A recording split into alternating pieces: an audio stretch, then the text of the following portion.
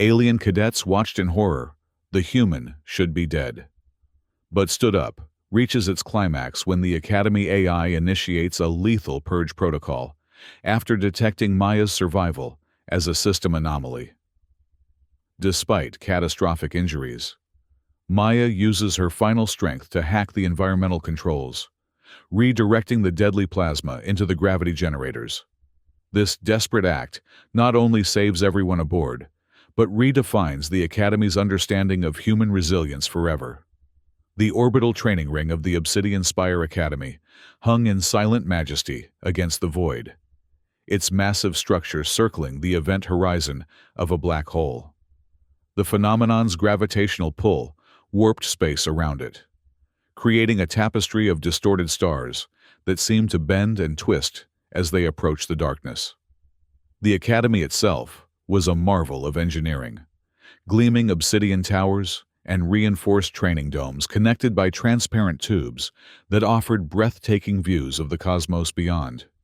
Lieutenant Maya Rivera checked her environmental suit seals for the third time. As the first human exchange cadet at the Academy, she'd learned that thoroughness wasn't just protocol, it was survival. The atmospheric recyclers hummed against her spine, a comforting rhythm that had become as familiar as her own heartbeat during her time here.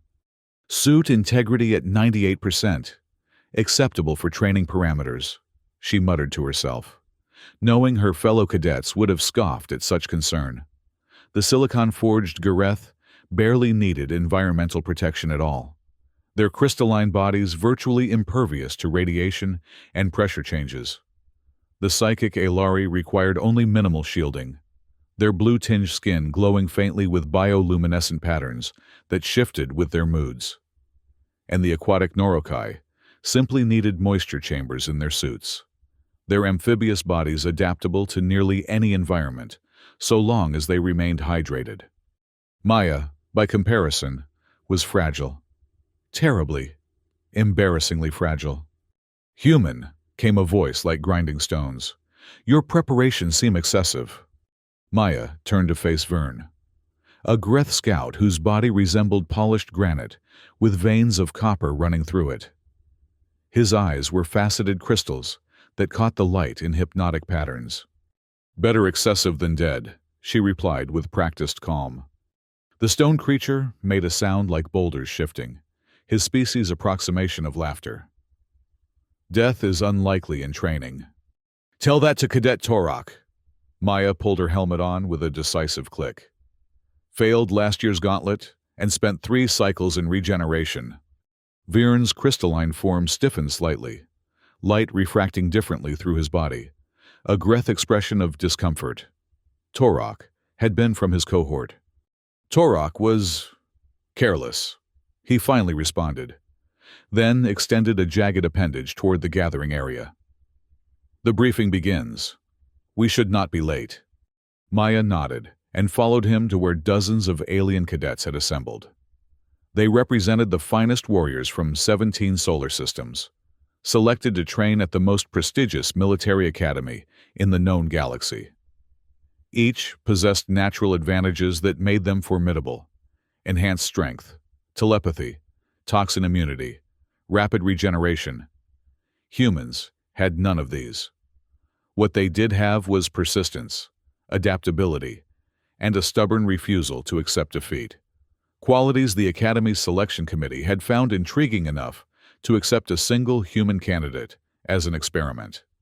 As they approached, conversations hushed in compound eyes, sensory stalks, and telepathic probes turned toward Maya. She felt the familiar weight of their scrutiny. Some regarded her with curiosity, others with thinly veiled contempt. A group of Alari whispered among themselves, their telepathic exchanges creating faint auroras around their heads. Maya didn't need psychic abilities to know they were discussing her odds of survival. Not great, if she was honest with herself. The Academy's commandant materialized above the gathering, a holographic projection of the Obsidian Spire AI, taking the form of a swirling vortex of data points, arranged in a vaguely humanoid shape. Its voice resonated from speakers throughout the chamber, Cadets of the 93rd Tactical Division, it began, its tone precise and emotionless. Today, you face the culmination of your training, the survival gauntlet. This exercise will test your tactical prowess, physical endurance, and mental fortitude under extreme conditions. The hologram expanded, displaying a three-dimensional map of the training ring's interior, a labyrinthine network of corridors, chambers, and shafts spanning several kilometers. All environmental safeties will be minimized. Real hazards will be present. Medical monitoring will continue, but intervention will occur only in cases of imminent fatality. The AI paused, allowing this information to sink in. Your objective is simple. Reach the central command hub within 6 standard hours. Those who succeed will graduate. Those who fail will be recycled to preliminary training or dismissed, depending on performance metrics. Maya felt her mouth go dry. The Academy's definition of imminent fatality was notoriously conservative. Cadets had lost limbs, suffered severe burns, and endured trauma that would have killed less resilient species before the system triggered an intervention. The AI's form rippled, data points rearranging themselves. The gauntlet begins in 30 seconds. Prepare your final equipment checks. Maya glanced around at her fellow cadets. The Norokai were activating moisture shields, their gill slits fluttering with anticipation. The Greth had assumed combat stances, their crystalline bodies hardening as molecular bonds tightened. The Alari had formed a psychic link, their minds merging to enhance their collective awareness. And Maya? She had her standard-issue combat suit, a multi-tool, emergency rations, and the training that had gotten her through Earth's harshest wilderness survival programs. It would have to be enough. 10 seconds, announced the AI. Maya took a deep breath and accessed her neural interface, bringing up the training ring schematics one last time. She'd memorized 3 potential routes to the hub, accounting for likely hazards and choke points. 5, 4, 3, 2, 1. Alarm klaxons blared as bulkheads slammed shut, sealing off the gathering area from the rest of the station. The floor beneath them shuddered as the Academy systems reconfigured the training environment, rearranging corridors and chambers into an unpredictable maze. Emergency lighting flickered on, bathing everything in a dim red glow. "Gauntlet initiated," declared the AI. "May your species' strengths serve you well." The exit doors hissed open, and chaos erupted as cadets rushed forward, shoving and jostling for position. Maya held back, letting the initial wave disperse. Rushing blindly was a rookie mistake. She'd learned to observe first, calculating the optimal moment to move. After 15 seconds, she sprinted toward the least crowded corridor, a narrow passage that curved sharply to the left. Her suit's sensors were already picking up atmospheric anomalies ahead, pockets of superheated gas, radiation spikes, and fluctuating gravity wells. The Academy wasn't wasting any time deploying hazards. Maya activated her suit's heads-up display, highlighting potential threats in her visual field. A shimmering distortion 20 meters ahead indicated a gravity eddy, a localized disruption that could crush bones or fling her against a bulkhead with equal probability. She slowed her pace, watching how the light bent around the phenomenon, calculating its rotation. With precise timing, she dove through the eddy's outer boundary, using its own momentum to propel herself forward while minimizing exposure to its strongest forces. The maneuver sent her tumbling into the next section, but she rolled with the impact, absorbing it with practiced efficiency. 3 Alari cadets who had taken the same route stared in surprise. They'd been preparing a complex psychic barrier to navigate the eddy, a process that would have taken precious minutes. "Brute force approach," one commented telepathically, the message brushing against Maya's consciousness like a whisper. "Effective but risky." Maya didn't respond. She was already analyzing the next obstacle, a corridor where the floor plates glowed orange with heat. The Alari would likely levitate over it, but she lacked that luxury. Instead, She accessed her suit's thermal regulation system, diverting maximum power to her boots. It would drain her reserves faster, but the alternative was severe burns. With a running start, she sprinted across the superheated metal, wincing as the heat transferred through her protective layers. Warning indicators flashed in her HUD, temperature approaching critical in her lower extremities. But she pushed through, reaching the cooler section beyond before permanent damage could occur. Her brief respite was interrupted by a mechanical whirring from above. A maintenance hatch had opened, revealing a spherical drone with multiple sensor arrays and what appeared to be weapons ports. These Sentinels were part of the Academy's security system, reprogrammed for the Gauntlet to hunt and incapacitate cadets. Maya ducked into a recessed doorway as the drone swept the corridor with a scanning beam. Her suit's signature dampeners might conceal her from casual detection, but a direct scan would reveal her position instantly. She needed a diversion. Reaching into her utility pouch, she extracted a small metal sphere, an electromagnetic pulse generator, technically prohibited, but overlooked during equipment inspections. She'd assembled it from spare parts during maintenance rotations, justifying the rule bending as creative problem-solving. She activated the device, setting a 5-second delay, then tossed it down the corridor away from her position. When it detonated, the localized EMP would temporarily disrupt the drone's systems, giving her a narrow window to advance. The pulse flashed, and the Sentinel drone wobbled mid-air, its lights flickering. Maya didn't hesitate. Sprinting past the temporarily disoriented machine, she'd gained perhaps 30 seconds before it recovered and resumed hunting. An hour into the Gauntlet, Maya had navigated through 3 major obstacles and avoided 2 more Sentinel drones.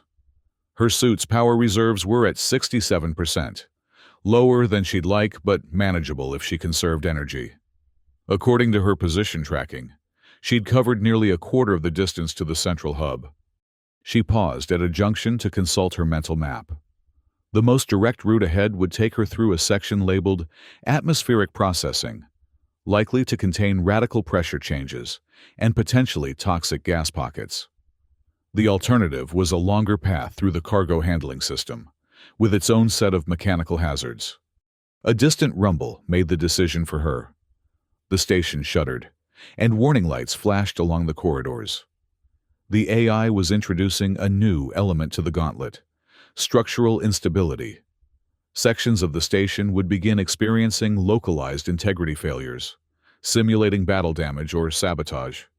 Maya chose the cargo route, reasoning that the more solid infrastructure would provide better protection against collapse. She just entered the first cargo bay when her suit sensors detected movement behind her, another cadet following her path. She glanced back to see a Norikai male, his amphibious form streamlined for speed, membrane eyes blinking rapidly as he assessed her. Unlike most of his kind, he showed no contempt for her human limitations. "The pressure corridor would have killed you," he stated, matter-of-factly, voice bubbling through his translator. "Your choice was wise." Maya nodded acknowledgement. "And you? You could have handled the pressure changes." The Norikai's skin rippled in what might have been a shrug. "Unnecessary risk.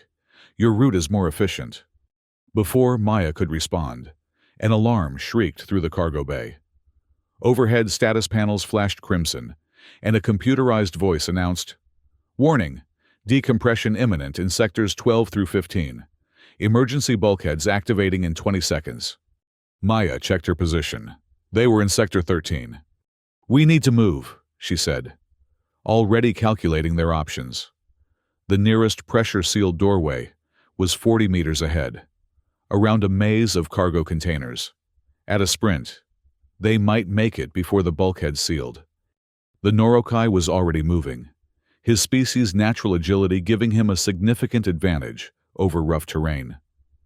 Maya followed, pushing her muscles to their limit. Her combat suit provided some enhancement, but nothing compared to the evolutionary advantages of her alien competitor. They were 15 meters from the doorway when the station rocked violently. Maya stumbled as the deck plating beneath her feet buckled upward. Above them, a support beam groaned, metal stress fractures spreading like lightning across its surface. "Look out!" she shouted, lunging forward to shove the Norokai clear as the beam gave way. The massive metal strut crashed down, missing the alien cadet but catching Maya directly across her back and legs. She felt something crack inside her, multiple somethings, as the weight crushed her against the deck. Pain exploded through her consciousness, white-hot and all-consuming. Her HUD flashed with medical alerts. Spinal fracture detected, femoral compromise, internal bleeding probable. Through the haze of agony, she heard the bulkhead doors begin their closure sequence. "Go!" she gasped to the Norokai, who had turned back toward her. "You've got 10 seconds!" The amphibious cadet hesitated, membrane eyes blinking rapidly. "Human, you require assistance." "Complete the mission," Maya insisted. The Academy's primary directive ingrained in them all.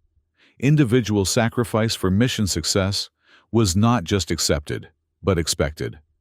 The Norokai gave a reluctant nod and sprinted for the closing doorway, slipping through with seconds to spare. The bulkhead sealed with a definitive thud, leaving Maya alone with the crushing weight on her back and the imminent threat of decompression. Throughout the Academy, monitoring stations displayed the vital signs and positions of all cadets participating in the gauntlet. In the observation deck, instructors and senior cadets watched the unfolding drama with professional interest, noting techniques and cataloging failures for later analysis. A cluster of Alari telepaths had gathered around one particular monitor, their luminescent skin pulsing with excitement as they communicated silently among themselves. They were watching the cargo bay where Maya lay trapped. "The human's life signs are failing," one observed, the thought rippling through their collective consciousness. Spinal trauma, pulmonary compromise, probability of survival, minimal. Nearby, a Greth instructor shifted his crystalline form, faceted eyes, focusing on the display. Unfortunate, the human showed unexpected tactical adaptability. On the screen, Maya's vital signs fluctuated wildly, then flatlined briefly before resuming at dangerously weak levels. The medical monitoring system flashed an alert. Critical condition, intervention assessment, in progress. A murmur spread through the observation deck as cadets from various species registered the human's predicament. Some expressed disappointment. They'd waged considerable credits on how far the fragile Earthling would progress. Others displayed indifference or even satisfaction. The Academy had no place for weakness, after all. Only one observer showed genuine concern: Seren, an Alari telepath who had trained alongside Maya during tactical exercises.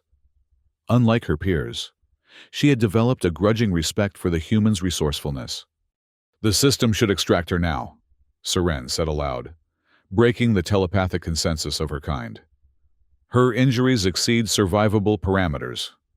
Intervention protocols require absolute confirmation of terminal status," responded the Greth instructor. "Her vitals, while critical, continue to function at minimal levels." Seren's bioluminescent patterns darkened with disapproval. "She is being crushed. Each moment increases tissue damage." The Greth merely refracted light through his crystalline form, the equivalent of a shrug. The human knew the risks. All cadets do. On the monitor, Maya's life signs continued their precarious dance along the edge of death. In the cargo bay, Maya fought through waves of pain, each breath a struggle against the weight compressing her lungs.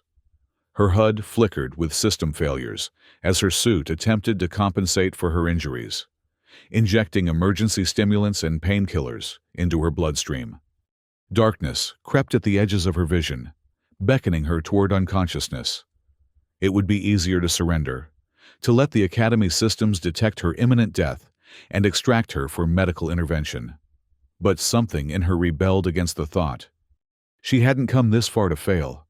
Not when every instructor, every fellow cadet had predicted her failure from day one. not when she represented humanity's first and perhaps only chance to prove their worth among the stars. With trembling fingers, she accessed her suit's neural interface, overriding the safety protocols to divert all remaining power to the exoskeletal framework. It was a desperate gamble. The power surge might burn out her suit's systems completely. But if it worked, pain seared through her as the suit's frame contracted, metal and carbon fiber struts stiffening against the crushing beam. For one terrible moment, nothing happened. Then, millimeter by agonizing millimeter, the weight began to shift. Maya gritted her teeth, focusing on the memories that had sustained her through the Academy's brutal training regime. The harsh beauty of Earth's Mojave Desert, where she'd conducted her first survival exercises. The pride in her family's eyes when she'd been selected for the interstellar program. The quiet determination that had carried her through every challenge when natural advantages failed her. With a final surge of effort, she created just enough space to drag herself free of the beam's weight. Her legs screamed in protest. One was definitely broken, possibly beyond her suit's ability to stabilize. But she was alive. More importantly, she was still in the gauntlet. The decompression warning continued to blare, counting down the final seconds before the cargo bay would vent its atmosphere to simulate battle damage. Maya dragged herself toward a maintenance access panel she'd spotted earlier. Standard station design meant it should connect to a service tunnel, one that would hopefully remain pressurized. Her fingers left smears of blood on the panel as she pried it open, revealing the narrow crawl space beyond. With the last of her strength, she pulled herself inside and sealed the panel behind her, just as emergency klaxons announced the beginning of decompression. In the confined space, Maya allowed herself 10 seconds of rest, 10 precious seconds to acknowledge the agony coursing through her body. Then, she activated her suit's medical diagnostics for a full assessment of her injuries. The results were grim: compound fracture of the right femur, 3 broken ribs, partial collapse of the left lung, spinal trauma at T10-T12, and significant internal bleeding. Her suit had automatically applied compression bandages and bone stabilizers. But without proper medical attention, she had perhaps 2 hours before system shock became critical. 2 hours. The gauntlet would run for 5 more. Maya closed her eyes, focusing on her breathing, shallow but controlled. She'd need to recalibrate her approach. Moving quickly was no longer an option, but moving smart still was. The service tunnel would provide an alternative route through the station, one likely overlooked by other cadets. She began to crawl, dragging her broken body through the narrow passage, one excruciating meter at a time. Each movement sent fresh waves of pain crashing through her. But she channeled it, used it to keep her mind sharp and focused on survival. Her neural interface beeped softly, indicating an incoming transmission on the emergency frequency. Unusual. Communications were typically blocked during the gauntlet to simulate battlefield isolation. She accepted the connection. "Human." The voice was faint, distorted by interference. "This is Vern. Your life signs indicated probable termination." Maya almost laughed despite the pain. "Sorry to disappoint." "Disappointment is irrelevant. Your position is isolated from the primary route. Do you require extraction?" She considered the question. Academy protocol allowed cadets to request emergency extraction at any point, effectively surrendering. It would mean failure, but it would also mean immediate medical attention. "Negative," she replied after a moment. "Still operational?" A pause. Then, "Your biological readings suggest otherwise." "My readings and I disagree." Maya winced as she pulled herself around a junction in the service tunnel. "What's your position?" "Approaching Sector 18. A plasma storm has disabled 2 sentinels, creating a temporary advantage." Maya accessed her mental map of the station. Sector 18 was close to her current position, assuming the service tunnel continued in its present direction. "I might intercept your route. Can you mark your planned trajectory?" Another pause, longer this time. That would be classified as collaboration, against standard gauntlet protocols. True, Maya acknowledged. But the Commandant's briefing never explicitly forbade it. A sound like grinding stones came through the connection, Vern's version of a thoughtful hum. Your interpretation has merit. Trajectory data incoming. Her HUD illuminated with a new overlay, showing Vern's planned route to the central hub. If the service tunnel continued as she hoped, their paths would intersect in approximately 20 minutes, assuming she could maintain her current pace. Acknowledged, she said. Rivera out. She disconnected the communication and resumed her painful journey. Each meter, a battle against her failing body. The suit's medical systems continued to pump painkillers and stimulants into her bloodstream, but they were reaching toxic levels. Soon, they would do more harm than good. In the observation deck, the atmosphere had shifted from casual interest to stunned attention. Maya's vital signs had mysteriously stabilized, still critical, but no longer declining. More impressively, she was moving, albeit slowly, through a maintenance passage not included in the standard gauntlet routes. Impossible, muttered a Norokai observer, gill slits fluttering with agitation. The human's injuries should have rendered her immobile. Seren, the Ilari telepath, leaned closer to the monitor, her bioluminescent patterns pulsing with intense concentration. She has redirected her pain, she observed. A primitive but effective technique. Her mind refuses to acknowledge defeat. The Greth instructor tilted his crystalline head, light refracting through his faceted eyes. Fascinating. Perhaps there is more to human physiology than our initial assessments indicated. Not physiology, Seren corrected. Psychology. Her mind is overriding her body's limitations. Around them, other cadets had begun to gather, drawn by the unexpected development. The human who should have been eliminated was not only surviving, but continuing to progress through the gauntlet. Transmitting, Seren announced suddenly, her telepathic abilities allowing her to broadcast Maya's status to other Ilari throughout the station. Within moments, the news had spread. The human lives. The human continues. Some received this information with skepticism, others with newfound respect. A few, those who had dismissed humanity as an insignificant species unworthy of Academy attention, received it with growing unease. Meanwhile, Maya had reached a vertical shaft in the service tunnel, requiring her to climb upward to continue. Under normal circumstances, the 3-meter ascent would have been trivial. With a broken leg, damaged spine, and failing suit systems, it was nearly insurmountable. She examined the shaft, noting the maintenance rungs embedded in the wall. They were designed for species with standard bipedal or quadrupedal configurations, not for a critically injured human with limited mobility. But they were her only option. Maya reached up, grasping the lowest rung with trembling fingers. Using her upper body strength, she pulled herself upward, biting back a scream as the movement sent fresh agony through her broken ribs. One rung, then another.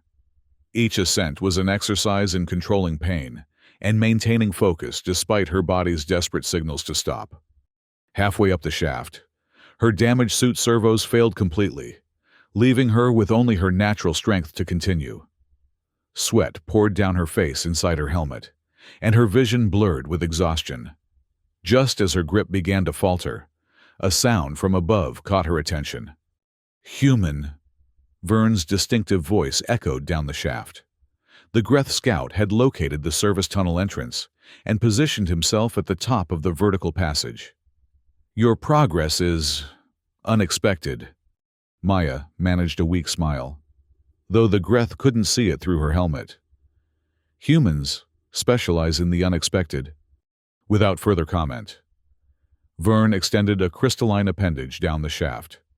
Not quite within Maya's reach, but close. She would need to climb one more rung to grasp it. Summoning her remaining strength, Maya pulled herself up another agonizing step. Her fingers brushed against Vern's outstretched limb, then closed around it with desperate intensity. The Greth scout pulled, his silicon-based muscles easily supporting her weight as he lifted her from the shaft. When she emerged into the corridor beyond, Maya collapsed against the wall, her breathing ragged and painful.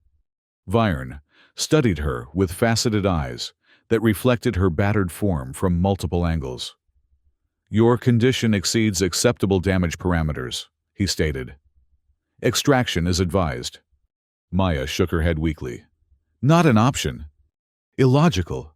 Your biological systems are approaching failure thresholds." "Probably." She forced herself to straighten, using the wall for support. "But I haven't failed yet." The Greth's crystalline form shifted slightly, a gesture she'd learned to interpret as confusion. "Your species places unusual value on symbolic victories." "Not symbolic." Maya checked her position on the station schematic. They were closer to the central hub than she'd realized. "I'm going to complete the gauntlet. With your injuries, probability approaches 0. Maya managed a pained laugh. "You've been calculating human probabilities since I arrived at the academy. How often have those calculations been accurate?" Vyrn was silent for a moment, light refracting differently through his crystalline form as he processed this question. "Less frequently than statistical models would predict," he finally admitted. "Exactly." Maya pushed herself away from the wall, testing her weight on her broken leg. The suit's frame had locked around the fracture, providing minimal stability, but each step would still be excruciating. "Are you continuing to the hub?" The Greth nodded, a gesture he'd adopted from humanoid species. "That remains my objective." "Then we have the same destination." Maya began limping forward, each step a testament to her determination. "You can leave me behind if I slow you down. I won't take it personally." Vyrn studied her for several seconds, faceted eyes unreadable. Then, without comment, he adjusted his pace to match hers, positioning himself slightly ahead to scout for dangers. Together, they continued through the station's corridors, an unlikely pair, the silicon warrior whose body could withstand forces that would pulverize steel, and the broken human who refused to surrender to her biological limitations. They had covered perhaps 200 meters when the station's lighting suddenly shifted to deep crimson. Emergency sirens wailed, and the Commandant AI's voice echoed through the corridors with uncharacteristic urgency. "Alert! System anomaly detected. Gauntlet parameters exceeding safety margins. Purge protocols initiating in 15 minutes. Maya and Vyrn exchanged glances. This wasn't part of the standard gauntlet. A purge protocol meant the station's AI had detected a threat severe enough to warrant completely resetting the training environment, with potentially lethal consequences for any cadets still inside. "Something's wrong," Maya said, accessing her neural interface to scan for additional information. The station's information network was in chaos, data packets colliding as systems initiated emergency procedures. "This isn't a test element." Vyrn's crystalline form had hardened, molecular bonds tightening in preparation for extreme conditions. "Agreed. The purge sequence is genuine." New information scrolled across Maya's HUD as she managed to intercept fragmentary system communications. What she saw made her blood run cold. "The AI is interpreting my life signs as a system error," she realized. "My survival with these injuries doesn't compute with its parameters for human physiology. It thinks there's been a security breach." Vyrn processed this with characteristic Greth efficiency. "Logical. Your continued functionality defies established models. And now it's going to purge the entire sector to eliminate the anomaly. Me." Maya leaned against the wall, mind racing despite her exhaustion. The purge would involve superheated plasma flooding through the environmental systems, sterilizing every corridor and chamber. Even Vyrn's silicon-based form would struggle to withstand it. "Evacuation is the only viable response," stated the Greth. All cadets will be directed to emergency extraction points. Maya shook her head. There's not enough time. We're too deep in the station. She accessed the schematic again, calculating distances and time required. The nearest extraction point is 12 minutes away at a full run. In my condition, she didn't need to finish the thought. Even without injuries, she would barely make it. In her current state, escape was impossible. Then you must be extracted immediately, Vern concluded. I will signal the emergency system. Wait. Maya's eyes had fixed on a different section of the schematic, the environmental control node for their current sector. It was less than 3 minutes away at her current pace. I have another idea. In the Academy's central control room, chaos reigned as instructors and technical staff attempted to understand what had triggered the purge protocols. The Commandant AI had isolated itself from override commands, its security programming interpreting the situation as a potential cyber attack. The system is detecting an impossible biological signature, explained a senior technician, their multiple limbs dancing across holographic interfaces. Cadet Rivera's medical readings indicate she should be clinically dead, yet she continues to move and function. The AI has categorized this as a sensor failure or potential infiltration attempt. The Academy's flesh and blood commandant, a venerable Alari, whose telepathic abilities had expanded with age, stroked his luminescent tendrils in frustration. Can we force an override? Negative, sir. The AI has engaged autonomous defense protocols. Until the perceived threat is neutralized or the system completes a full diagnostic cycle, we're locked out. And the diagnostic cycle requires a complete purge, the Commandant concluded grimly. How many cadets remain in the affected sectors? The technician consulted their display. 23, including the human. Evacuation orders have been issued, but not all will reach extraction points in time. On the main view screen, a schematic of the station highlighted the positions of all remaining cadets. Most were moving rapidly toward extraction points, their life signs spiking with stress and exertion. 2 signatures, however, were moving in a different direction entirely. What are those 2 doing? Demanded the Commandant, indicating the anomalous movements. The technician magnified the section. Cadet Vern and Cadet Rivera. They appear to be heading toward environmental control. The Commandant's bioluminescent patterns pulsed with sudden understanding. She's going to try to override the purge locally. He turned to his staff. Get me any communications channel to that sector, now. Back in the depths of the station, Maya and Vern had reached the environmental control node, a cramped chamber filled with distribution manifolds and monitoring equipment. Here, the station's life support systems regulated atmosphere, temperature, and pressure for their sector. Maya collapsed against a console, her strength finally giving out. Blood had begun to seep through her suit's auto-sealing functions, creating dark patches on the material. Her medical readouts were a symphony of critical alerts, each one demanding immediate attention she couldn't provide. The purge will initiate through the primary distribution network, she explained, voice barely above a whisper. The plasma will be channeled through these conduits. She indicated a series of heavily insulated pipes running along the ceiling. Vyern examined the systems with military precision. Correct. The sequence cannot be aborted without command-level authorization. We don't need to abort it. Maya's fingers, slick with her own blood, moved across the control interface. Just redirect it. The Greth watched as she accessed the environmental system's base programming, bypassing security protocols with techniques that definitely weren't taught in standard academy courses. You have infiltrated secure systems previously, Vern observed. It wasn't a question. Maya managed a weak smile. Let's call it creative problem-solving. Her fingers continued their dance across the interface, rerouting command pathways and altering distribution priorities. I can't stop the purge, but I can create a feedback loop in the initiation sequence. When the plasma discharge begins, it will be redirected into the gravity eddy generators. Viren's crystalline form shifted as he processed this information. The resulting energy cascade would disable the AI's central processing node. Temporarily, Maya confirmed. Long enough for your technicians to regain control and abort the purge. She entered the final command sequence, then slumped back, her energy completely spent. There. When the purge initiates, the feedback should trigger automatically.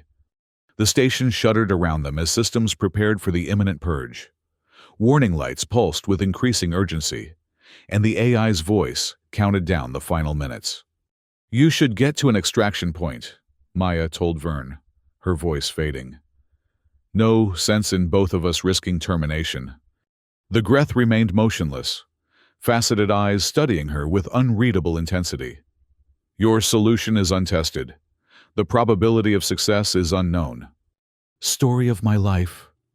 Maya's eyes drifted closed, her consciousness finally surrendering to her injuries. But I like the odds better than the alternatives.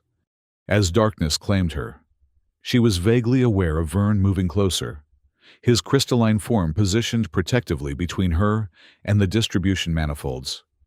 His final words reached her, as if from a great distance. Your species' resilience merits further study. Throughout the academy, cadets and instructors watched in stunned silence as the purge sequence reached its final countdown.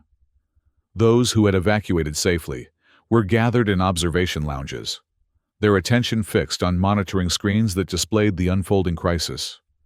The human who should have failed hours ago had instead pushed herself to the absolute limits of biological endurance. And now the station itself seemed to be responding to her defiance with escalating threats. Seren, the Alari telepath who had been tracking Maya's progress, stood at the forefront of one such gathering, her luminescent patterns pulsing with intense concentration as she maintained a telepathic link with others of her kind throughout the station. She lives still, she announced to the assembled cadets. Though barely, her mind flickers like a flame in high wind. A Norokai cadet, gill slits fluttering with agitation, gestured toward the display. But what is her purpose? The environmental node cannot withstand a purge sequence. Before Seren could respond, the countdown reached 0. Throughout the affected sectors, superheated plasma began to flow through distribution networks, designed to scour every surface with cleansing fire. But rather than filling corridors and chambers, the plasma encountered an unexpected pathway, one that directed it toward the gravity eddy generators that helped maintain the station's position relative to the black hole.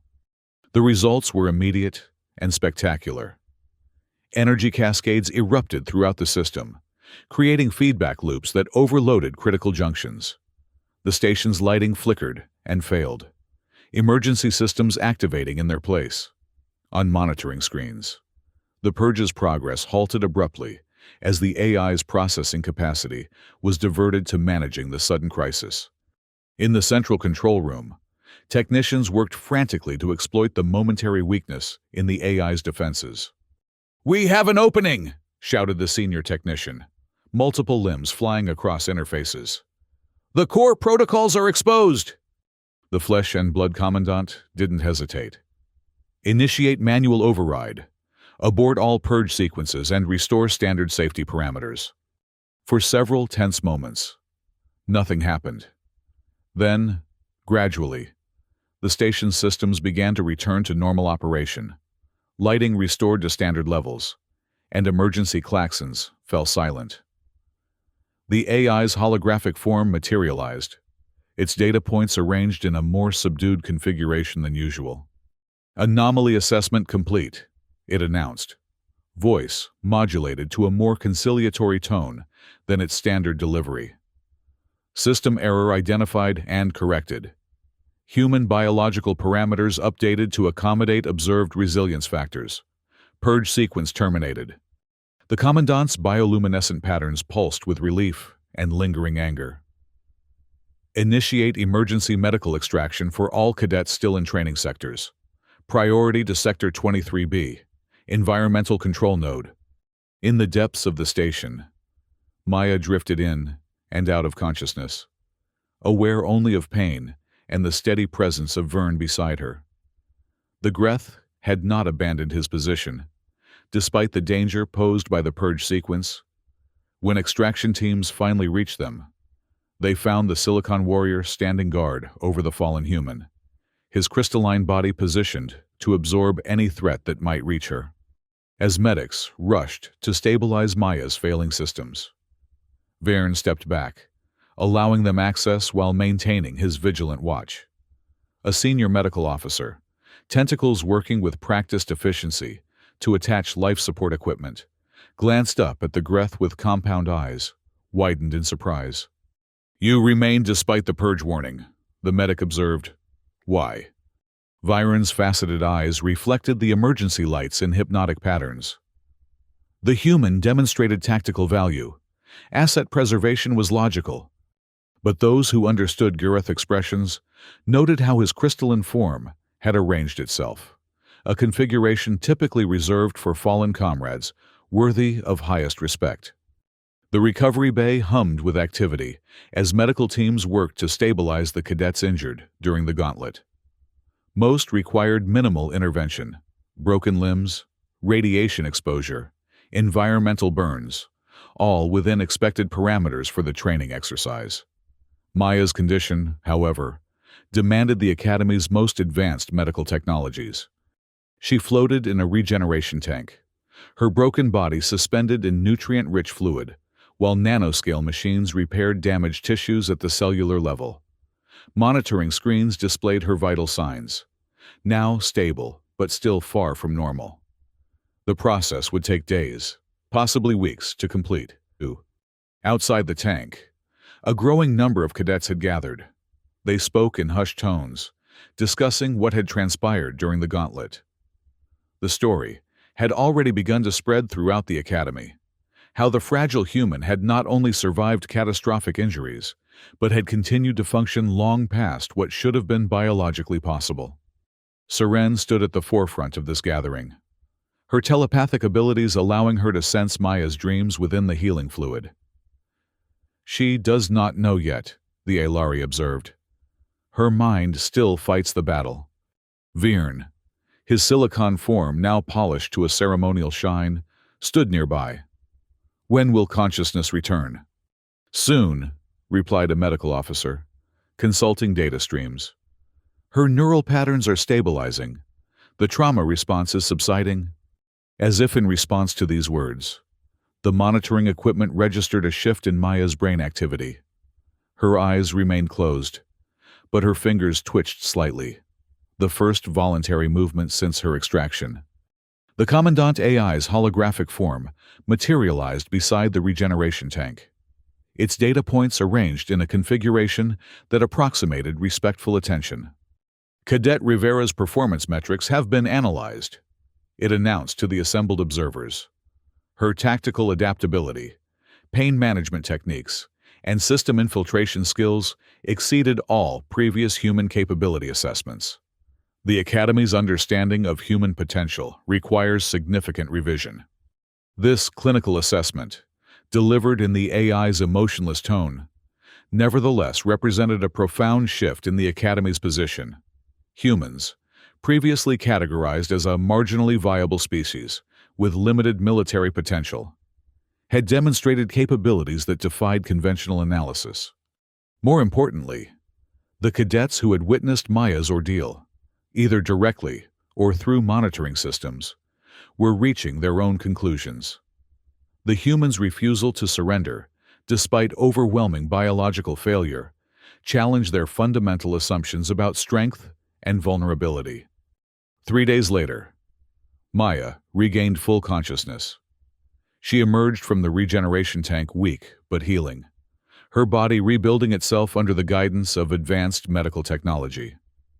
When she opened her eyes, she found herself in a private recovery chamber, surrounded by monitoring equipment and the gentle hum of life support systems.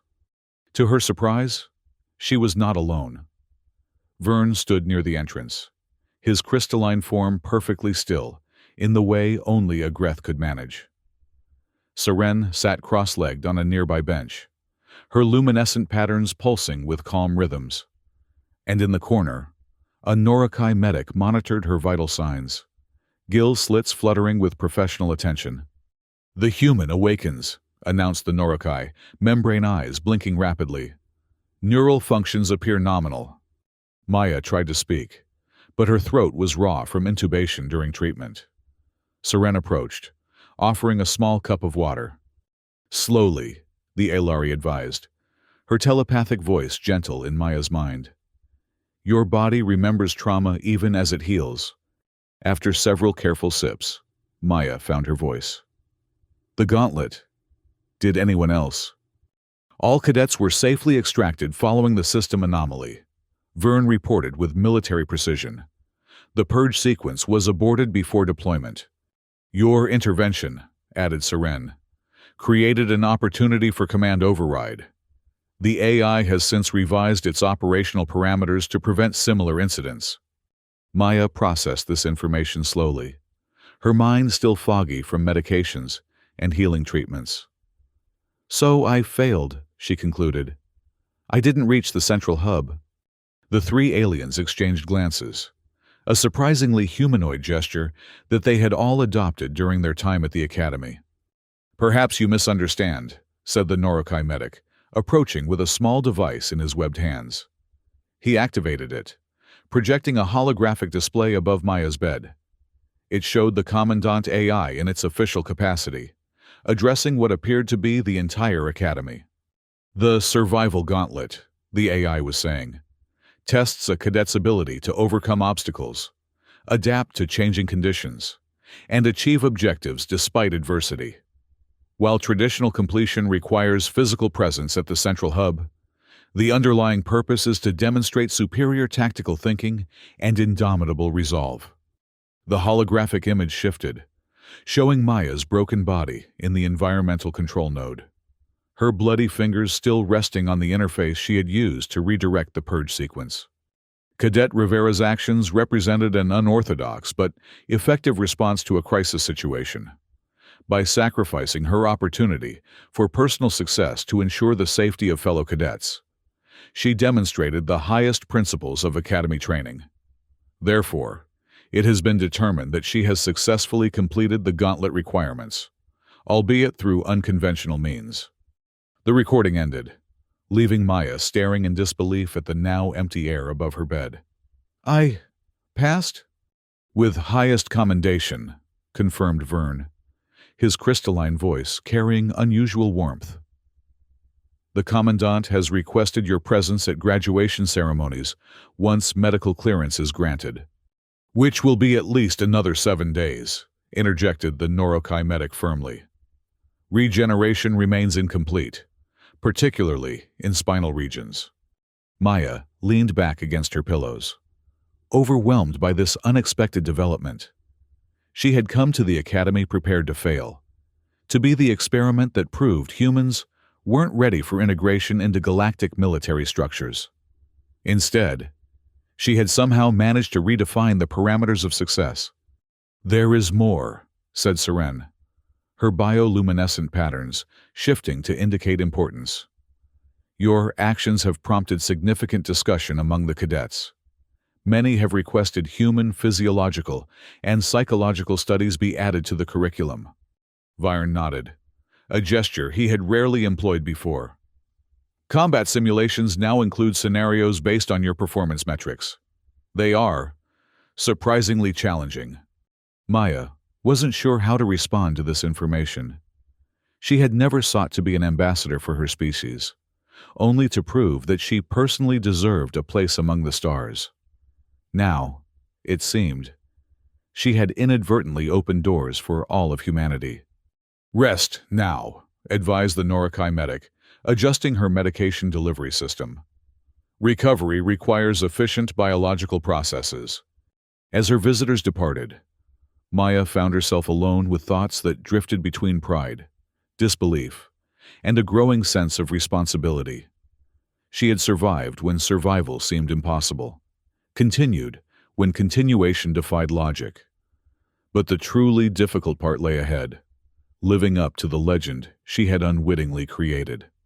7 days later, Maya stood before the assembled cadets and instructors of the Obsidian Spire Academy. Her body, while healed of its most critical injuries, still bore evidence of her ordeal. A slight limp marked her gait, and the regenerated skin along her spine retained a silvery sheen where nanomachines had rebuilt tissue and bone. But she stood upright, her academy uniform pristine, her posture military perfect as she prepared to address her peers. The graduation ceremony had already recognized the achievements of other successful cadets. Vern had received commendation for exceptional tactical awareness. Seren had been noted for superior information distribution during crisis situations. Various Norokai, Greth, Aelari, and other species representatives had been acknowledged for their particular accomplishments. Now it was Maya's turn. The Commandant AI had requested she speak, an unusual honor for a first-year exchange cadet. As she approached the podium, she felt the weight of countless alien gazes upon her. Some held curiosity, others respect, a few lingering skepticism. All waited to hear what the human who had defied death would say. Maya looked out over the gathering, taking in the diversity of forms and evolutionary paths represented.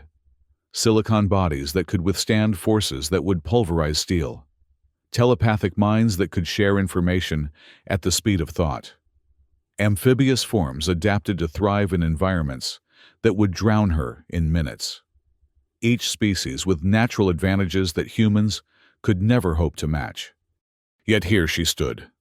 "When I arrived at the academy," she began, her voice steady despite her nerves, "I was classified as a biological curiosity, a representative of a species too fragile for serious consideration in galactic security operations."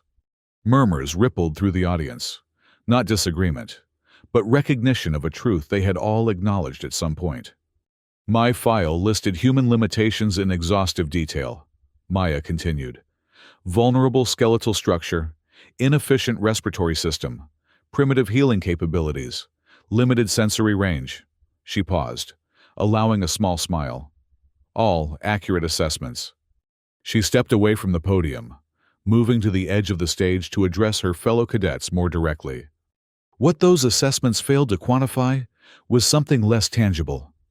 When human systems fail, when our bodies break and our technology falters, we possess an attribute that defies standard metrics. We refuse to accept defeat. We continue when continuation seems impossible. We adapt, we endure, and we overcome not because of superior biological design, but despite its absence. The hall had grown completely silent. Even species that typically maintained constant background communications falling into attentive stillness. "This isn't unique to me," Maya emphasized. "It's fundamental to human evolutionary psychology. We evolved not as the strongest, fastest, or most naturally gifted species on our planet, but as the ones who simply wouldn't stop, who would track prey until it collapsed from exhaustion, who would solve problems others deemed insurmountable, who would pick themselves up after failure, again and again, until success was achieved." She gestured toward Vern, standing tall among his Greth cohort. "Some of you possess bodies that can withstand forces that would crush me instantly." Her gaze shifted to Seren and the other Aelari. "Others have minds that can share complex information with a thought." Finally, she acknowledged the Norokai delegation. "Still others can adapt to environments that would kill me in moments." Maya straightened her shoulders, standing as tall as her healing body would allow. "Humanity cannot match these innate advantages. But what we offer to galactic security is equally valuable. A perspective that refuses to acknowledge impossible odds. That finds paths where none should exist. That transforms weakness into unexpected strength." She returned to the podium, her slight limp a reminder of how close she had come to death. "I stand before you not as an exception, But as a representative, my performance in the gauntlet wasn't extraordinary by human standards. It was characteristically human. It is what we do. It is who we are. She paused, making eye contact with as many cadets as possible. And it is what I will continue to demonstrate as your peer, and, I hope, your ally in the challenges that lie ahead. As Maya concluded her speech, a moment of silence hung in the air. Then, from the back of the hall, a sound like grinding stones emerged. Vern, initiating the Greth approximation of applause. Beside him, Seren's bioluminescent patterns flared with approval, broadcasting her response to other Elari. The Norokai delegation raised webbed hands in their species gesture of respect. Within moments, the entire assembly had joined in a cacophony of species-specific acknowledgments. The Academy's diverse cadets, each evolved from different worlds and biological imperatives, united in recognition of a quality that transcended physical form, the unyielding determination that might, perhaps, be humanity's greatest contribution to the stars. As Maya stepped back from the podium, she caught sight of her reflection in a polished wall panel. Her uniform hung slightly loose on her still-recovering frame, and faint scars marked where medical technology had rebuilt what should have been fatal injuries. She looked fragile, vulnerable, unmistakably human. And for the first time since arriving at the Academy, she recognized that as a strength rather than a liability. The Commandant AI's holographic form materialized beside her, data points arranged in what she had come to recognize as its version of formal acknowledgement. "Cadet Rivera," it stated, voice modulated to carry throughout the hall. "The Academy recognizes your successful completion of the survival gauntlet and grants you full status as a second-year tactical specialist. Furthermore, based on your unprecedented performance metrics, the exchange program with Earth has been expanded to accept additional human candidates, effective immediately." The announcement sent a fresh wave of reaction through the assembly. Maya felt her throat tighten with unexpected emotion. She had come seeking personal validation, never imagining she might open doors for others of her kind. As the ceremony concluded and cadets began to disperse, Maya found herself surrounded by a small group of her peers, Vern, Seren, and several others who had witnessed her ordeal either directly or through monitoring systems. "The human requires nutrition," stated Vern, with characteristic directness. "Metabolic readings indicate caloric deficit." Seren's telepathic voice carried gentle humor. "I believe what our silicon friend is attempting to suggest is that we should celebrate your recovery with appropriate refreshments." Maya smiled, feeling a warmth that had nothing to do with her healing injuries. "I'd like that." As they made their way toward the Academy's communal areas, Maya limped slightly, but held her head high. Through the transparent corridors, she could see the distorted starscape surrounding the orbital ring, light bending around the black hole's immense gravity well. It was a view that had once reminded her of humanity's insignificance in the cosmic scale. Now, it seemed more like a challenge, one her species was uniquely qualified to accept. Behind her, new cadets watched her progress with curious eyes and whispered conversations. The human who should have died, but stood up.